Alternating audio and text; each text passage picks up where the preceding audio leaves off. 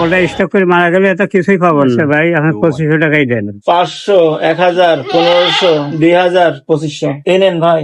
নেন ভাই নেন। হ্যাঁ দেন। হাইরে আমার পুরা কপাল, অভাবের জন্য এত দামি ছাগলটা কম দামে বিক্রি করতে হলো। যা যা যা মানিক যা, আমার অভাবের জন্য তোর আমার বিক্রি করে দিতে হলো। ঠিক এমনই ভাবে গরিব মানুষের শখের সম্পদ বিক্রি হয়ে যায় টাকার কাছে। শোনেন মোস্তফা সাহেব, এদিকে আসেন। জি বলেন। যা বলি মনোযোগ সহকারে শোনেন। জি। এখনই কিন্তু আমাদের ব্যবসা করার সুবর্ণ সময়। এখন যেহেতু প্রচন্ড গরম পড়েছে, সকলেরই ফ্যানের প্রয়োজন, মালেরও চাহিদা বেশি। তাই এই সময় আমরা মালের শর্ট দেখাবো। মাল পাওয়া যাচ্ছে না বলে মালের দাম বেশি নেব, বুঝেছেন? 4000 টাকার ফ্যান 8000 টাকা দাম চাবেন, ঠিক আছে? কারণ এখন সিজনের সময় ব্যবসা না করলে পরে কি আঙুল চুষবো? জি, আপনি নিশ্চিন্তে থাকেন, আমি ঠিকঠাক মতন বেচাকেনা করবো, আপনি কোনো চিন্তা করেন না। হ্যাঁ, কাস্টমার আসলে যেভাবে বললাম সেভাবে কাজ করবেন, ঠিক আছে? আচ্ছা ঠিক আছে। এই গরমের সিজন